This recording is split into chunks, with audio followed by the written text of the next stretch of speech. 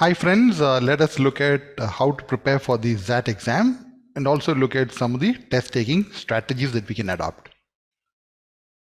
So a key thing to note is that XAT is a 3-year exam.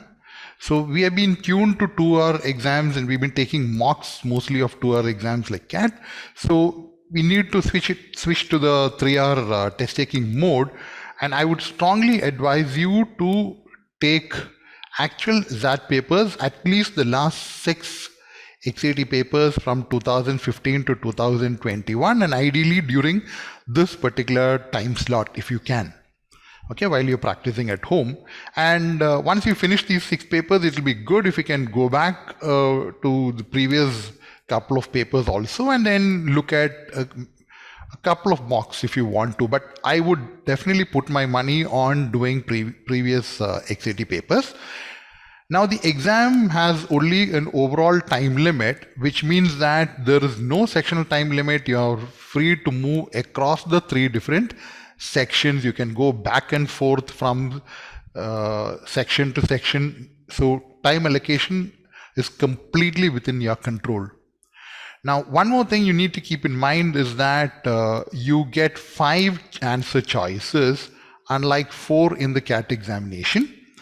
And there is no on-screen calculator, unlike CAT, which means that you need to sharpen your calculation skills, and you get normally, I mean, if you go by the last few years XAT papers, you would get 2 DI sets, that will be 6 questions, 2 sets of 6 questions. So you need to sharpen your calculation skills for DI and also for some quant questions where you are forced to do some calculations. Some of the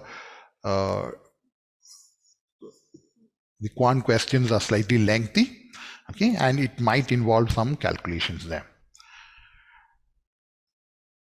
Now, when we look at the overall structure of the paper, now nothing specific is put in the public domain with respect to the structure for XAT 2022. But if we go by what happened in XAT 2021 and 2020, the structure has remained the same, and the overall time limit has been the same like what is envisaged for XAT 2022. So the paper comes in 2 parts. The first part comprises of 3 sections, and it covers 165 minutes. And then there is a part 2, which is GK, where you have 25 questions to be done in 15 minutes. So totally you're talking about 180 minutes. Now, when we come to the first part of the paper, you have 3 sections, as I said, verbal ability and logical ability, but then there is very little, hardly any logical ability questions like what you have come across in CAT or during your preparation for CAT, like your arrangements or your distribution and order and sequencing and roots and networks and all that. So that is not there. Now, when we look at verbal, you have grammar-based questions, you have critical reasoning questions. It's similar to your GMAT. So using GMAT CR questions for practice is also a good idea. We'll come to the question-wise allocation in the next slide. And then you have reading comprehension and also 1 poem with 2 questions. Now, decision making, you have 21 questions, and quantitative ability plus data interpretation, totally 28 questions. The data interpretation 2 sets, as I said, with 6 questions as it is. So here totally you have 75 questions plus 25 questions in general knowledge. So totally the exam has 100 questions. Now out of this, the general knowledge is used only by XAT as part of their selection process. None of the other institutes under XAT consider general knowledge scores. And again, when we come to XLRI, I said only XLRI considers GK. So when we come to XLRI, GK scores is not included in the SAT score. And XLRI would consider GK only during the interview phase, which means that GK is not considered for shortlisting candidates for the interview process. Okay. Now, When we look at GK, there's no negative marking, which means that it's a good idea to go ahead and attempt all the questions. You have enough time for doing that. The point to be kept in mind is that, as I said, only XLRI uses GK, and that too during the interview stage when they are likely to pull out your GK score. But then what do they do with this at the interview stage is not known. Now, I can tell you that I've had a student with just two correct questions. He just attempted two questions. I mean, he didn't want to attempt other questions. He just attempted two questions, got two correct, and a general candidate, and he had a selection to XLRI. So what I'm trying to say is that I don't think you should break your head too much about GK, in the sense that I don't think that they would hold it against you in case you have done well in your part one of the examination and your overall profile is good and you get a call for the interview and then you do well in the interview overall. And I don't think that, just because you did not answer enough questions in GK, I don't think they'll hold it against you. Probably what they would do is during the interview, probably sort of probe you a bit on some static questions or something about current affairs and all that. So don't think that you should break your head too much on this. Okay. Now, when we are looking at the part one of the paper, you have 75 questions, and the marking scheme is like this: 1 mark for a correct answer and -1/4 for a wrong answer. Now, as I said, 75 questions in the first part and 25 for the second part for the previous two XAT papers. Now, when we look at XAT 2019 and SAT 2018, the only difference was that this part was 74 and this was, again, GK was 25, wherein 74, why? Because instead of 28 in the third section, they had 27 questions. Now, that comes up with a unique rider, that is, there is a penalty of 0.1 marks if you leave more than 8 questions unanswered in the part 1 of the paper. Part 2, there is no problem at all. There is no negative marking and no penalty. So, this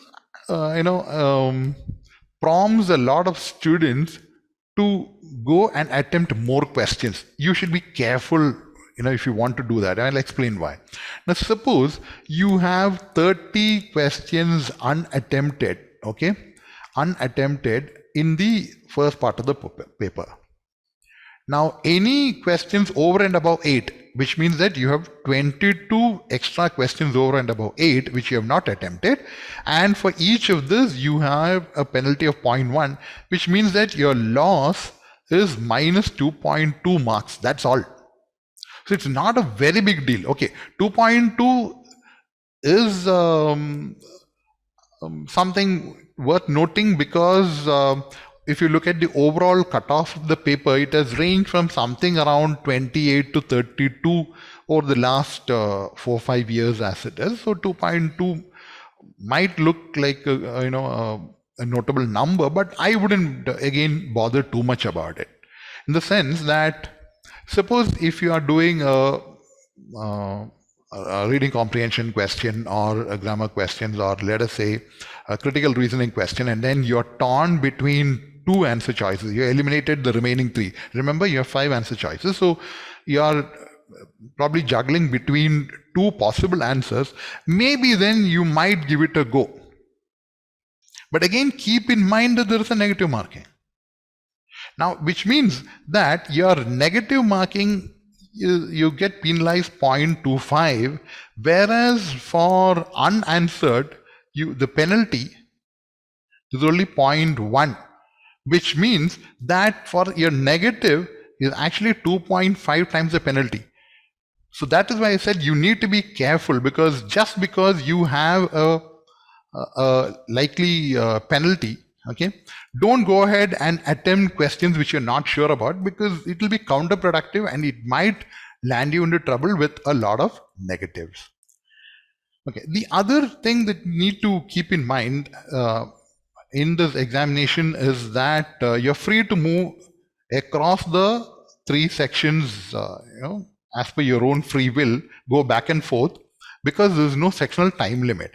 Now, XLRI has sectional cutoffs, but then all the other institutes under XAT, okay, do not have a sectional cutoff. Some of the very good institutes under XAT like XIM Bhubaneswar, IMT Ghaziabad, Great Lakes, Bharatadasan Institute of Management, TAPME, KJ Somaya,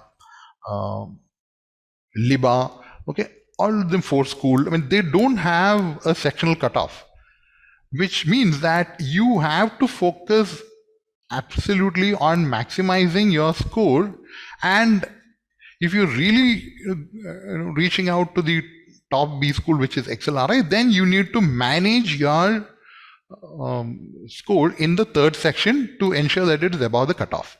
Now, why I say that is, if you look at the three sections per se, okay, the first two sections together comprise a lion's share of the sections in part one of the questions in the part one of the paper. You're talking about 47 questions there.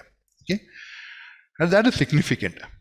And this is good news, particularly for students who are not very comfortable with quantitative ability.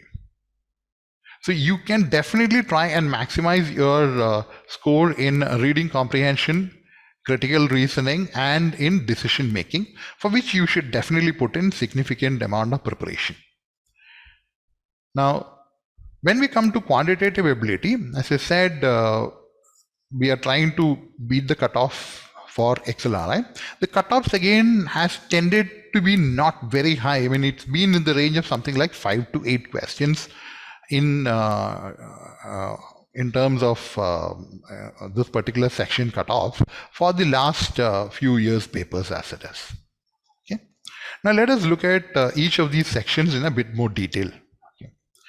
Now let us look at the first section, where we are talking about verbal ability and reading comprehension. Now, if you look at the reading comprehension part, and I'm looking at the XAT papers over the last 4 years, we have something from 12 to 15 questions ranging from 4 to 6 passages. Okay, so you need to pick the passages. Obviously, you need to focus on a couple of good passages from this particular section, and then anything more than that is bonus. And poem, consistently they've been asking 2 questions. I mean, it again depends on whether you're a poem person or not. Okay, I am not. Okay, so I would not touch this particular couple of questions here, but then that is typically up to you. So we are looking at reading comprehension, and then critical reasoning is a significant chunk out of the total number of questions in this particular section as it is.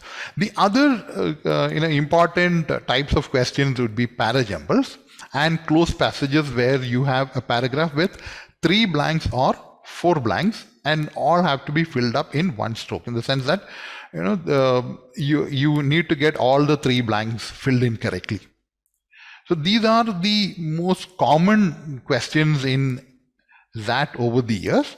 And then you have some other types of questions like grammatically correct, pick out the correct sentence and identify the error in the given set of sentences, or identify the sentence with the error. Okay, that is error identification. They've been the odd antonym question and all that. I mean, in fact, in XAT 2021, you had a question on tags. I mean, which is the best question? I mean, which is the correct question tag as it is. Okay. In XAT 2019, there was an interesting question which can be termed as logical ability, where they gave 5 situations. And then they said, which of the following is fallacious? And fallacious means which is wrong, which is not possible. Okay, so they had statements like Marlon Brando is the best ever actor because a lot of people loved him, or it is not good to copy during the examination because God doesn't like it, and those kind of statements. I mean, a serpent drinks milk because the devotees offer it to them and all that. Okay, So that was an kind of a one-off question, interesting. Okay. So this is with respect to the first part of the paper. Now, the critical reasoning element is extremely, widely present across the paper, not just here, but also when we come to the poems, and very much so in reading comprehension. Now, you had a question in XAT 2020, which says that which cannot be an appropriate title for the poem. Okay, and then you have questions like which of the following can be a correct inference from the passage, which of the following can be a correct inference from the poem, which of the following is not a proper conclusion, okay, for the passage, which of the following captures the essence of the passage, which of the following captures the essence of the poem, and all that. So a lot of work need to be done on critical reasoning. So focus on these type of questions plus parajumbles and close passages. And this is a section which is aimed at maximizing your score. Now, coming to the second section in the examination, which is decision making, this is a very unique type of questions which come only in XAT, and very interesting, in fact. I mean, I just love this particular section. A lot of people say that this is very subjective and all that. It is not. It is, I mean, clear, rules and guidelines are there to pick the correct answer. We only need to practice on this. So practice quite a lot on decision making. And it's a very interesting set. You don't have to know anything in advance. I mean, in the sense, like, you need to know some of the rules and, codes of ethics and norms in the society, norms in a company and all that. I mean, simple logical kind of things. Okay, how do you approach this? But other than that, you are not trying to sort of bring in a lot of prior knowledge into the examination hall, unlike, let us say, a quantitative ability or verbal ability, grammar based questions and all that. It's a very interesting set and very interesting section, and 21 questions. The last couple of years it has been 7 sets into 3 questions per set, but then in XAT 2019 they have asked 4 question set, also a 2 question set. So it need not be always a 3 question caselet. Okay, and a few years ago XAT used to ask standalone questions in decision making, but for the last quite a few years they have been giving caselets after that. So prepare a lot on decision making. It's a very important section, not just in terms of clearing the cutoff, which you should, but on score maximization.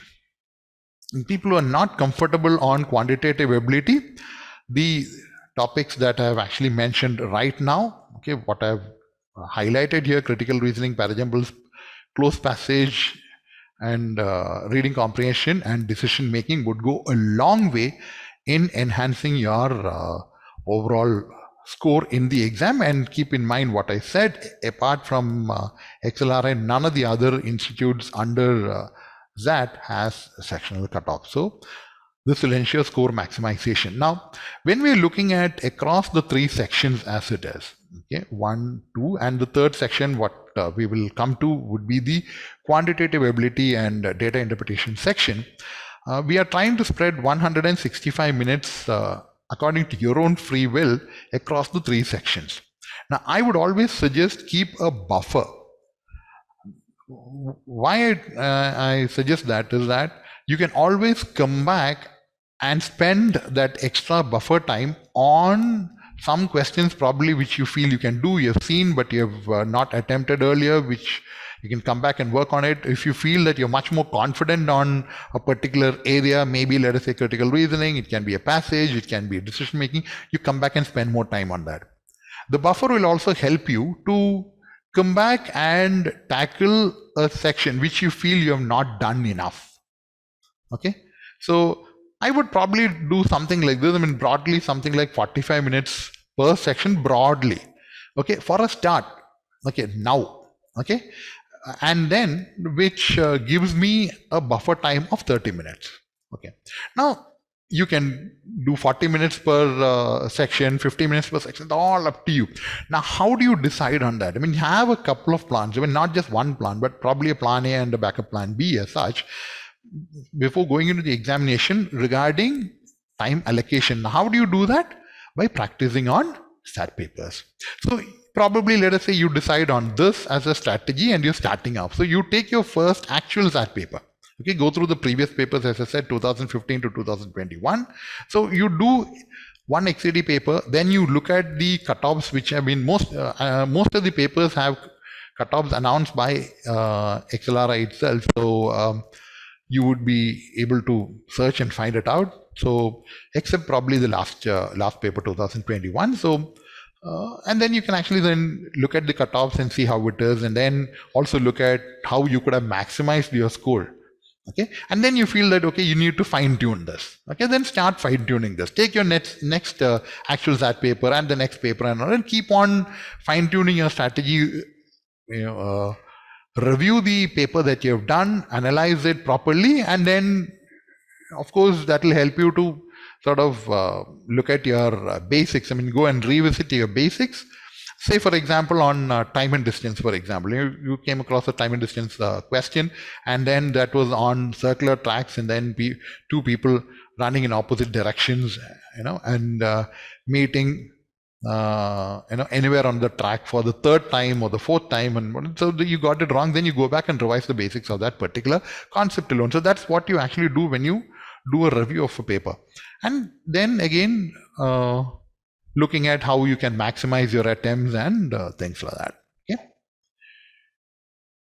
Now, looking at the quantitative and data interpretation section, a lot of students are scared about this particular section, and they feel that this is way more tougher than CAT. It is tougher than CAT, but then nothing to be really scared about, because as I said, the cutoffs tend to be very low for this particular section.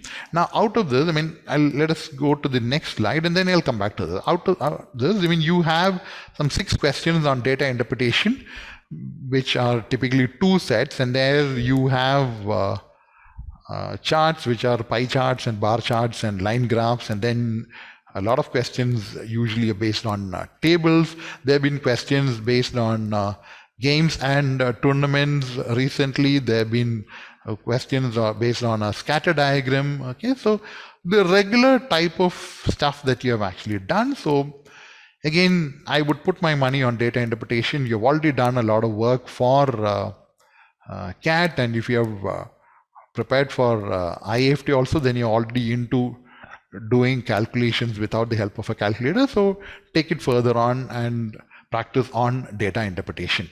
Now, going to the previous slide, I mean, coming back to the other questions in QA, you would notice that arithmetic would give you a decent number of questions.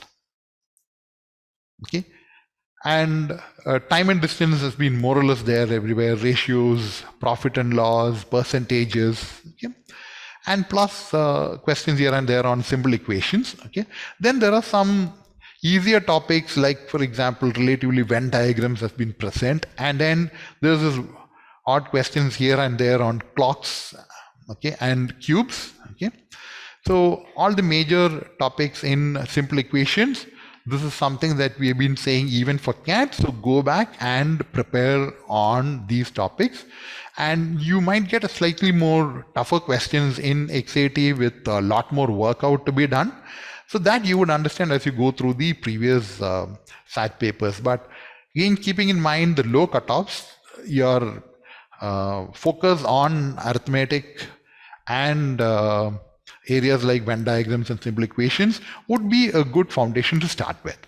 Then going on to geometry mensuration, which is again found a presence in papers continuously. Also numbers, areas like remainders, prime factorization and all that, a bit more challenging than the normal CAT questions that you come across. So these are areas I would say would be your major pitch for the XAT exam. Okay, this is odd question on maximization, minimization based on Venn diagram concepts and all that. Okay, it's fine.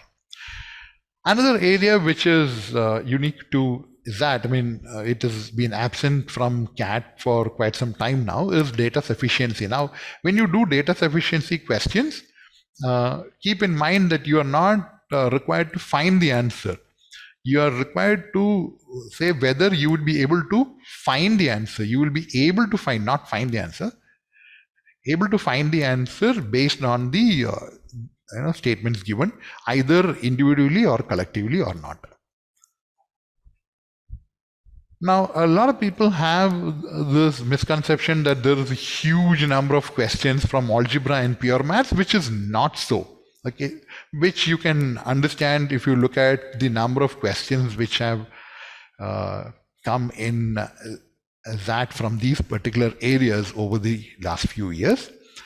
And anyway, as I said, you are going to work on the last 6 years papers from 2015 onwards. Okay, so that will give you a very clear idea about the kind of questions which will come in quantitative ability. And I've heard a lot of trainers put a lot of focus on probability and functions and all those kind of things. Keep in mind that the number of questions are like low. I mean, if you look at functions, an odd question here, a probability, a question here, and I mean, if you understand your basics of probability, these are questions that can be tackled. I mean, nothing great as it is, but again, if you're looking at some of the other topics, there's a question here and there, an odd question here from quadratic equations or from a special equations, a logarithm. So typically a question from each topic here and there. And trigonometry, you get questions from heights and distances. There have been these easy questions like you have the number series question, a very direct number series question in the 2018 exam, and very easy operator-based question in 2019, which again, coupled with arithmetic questions, can be probably sort of be looked upon as our initial go-to question as it is. Okay, so this is the kind of breakup of topics. I mean, a lot of people are worried about the QA topic breakup and all that. This gives you a clear idea, so you know which topics to prioritize. As I go back to the previous slide, it has to be, as I said, these are the topics which I have marked. The arithmetic topics, and then simple equations, geometry, mensuration, and then next would be numbers. And then these topics, again, based on your level of comfort, I would not advise you to take up any of these topics afresh if you have not prepared this for CAT, because then the message is that you're not comfortable with that particular topic. So why waste time now? So if you're not comfortable with functions or logarithms, then don't jump into that right now, because the chances of you going and attempting that question, under pressure, inside the examination hall is not very high. I mean, the look of the question might actually scare you. So that kind of time is actually more well spent on topics that you're comfortable with in quantitative ability, and also in preparing for decision making and critical reasoning, and in reading comprehension as it is. So what you do is you start preparing to get over the lethargy of doing a 3-hour paper. Now look at it like this. I mean, you have 3 hours to maximize your score. Okay, so that is again something that you need to have at the back of your mind. Okay, so don't get too much bogged down with one section as it is. And particularly, I've seen students, sort of get stuck in this quantitative section as it is, and particularly people who love quant and who are out to prove to themselves, and not to the XAT authorities, but to themselves, that they're actually good, very good in quant as it is. Okay, so pick up the previous XAT papers, actual papers, and work on them, at least the last 6 years papers. Decision making, definitely XAT papers, definitely. Okay, because you have their original questions and the answer key. And that is the best way of approaching it. Because what I find is that, particularly with coaching institute, and being very honest here, is that sometimes they come up with questions which are subjective, because they keep calling this particular topic subjective, or this area subjective. And then some of the questions they come across is slightly weird as it is. So for decision making, definitely it has to be the actual XAT papers as it is. So work on at least about 8 papers, okay, and more the merrier, and review the papers very well. And you have already done some work on preparation for CAT and probably for IFT or SNAP or NMAT. So it is not that you're starting afresh. So it's not that you're going to go back to the basics and write from the scratch as it is. So you go through the paper, you review the questions that you have not answered well, okay, you're not answered, you missed, and which you think you could have done, okay, or questions that you got wrong, and go back to the concepts as I said, okay. And that is what you do. I mean, suppose you get a question in allegations and then you have a problem, you go back to, let's say if it is an application of rule of allegation, then you go back to that kind of thing. Don't try and go back to the entire chapter as it is. Okay, if it is boats and streams, go to boats and streams and do that. Okay, if it is clocks, go to clocks. Okay, that is how the preparation has to be done. And if you take this up very seriously and do your bit, you would be able to beat a lot of other students who are probably even above you, when their skills are concerned, because after CAT they have actually sort of eased off. Okay, and this is the time to cover a lot of ground, and you have excellent top-notch institute like XLR waiting for you, and some very good institutes, okay, which are in the 90 percentile and somewhere around 80 to 90. So prepare well, okay, and God bless. All the very best for the exam.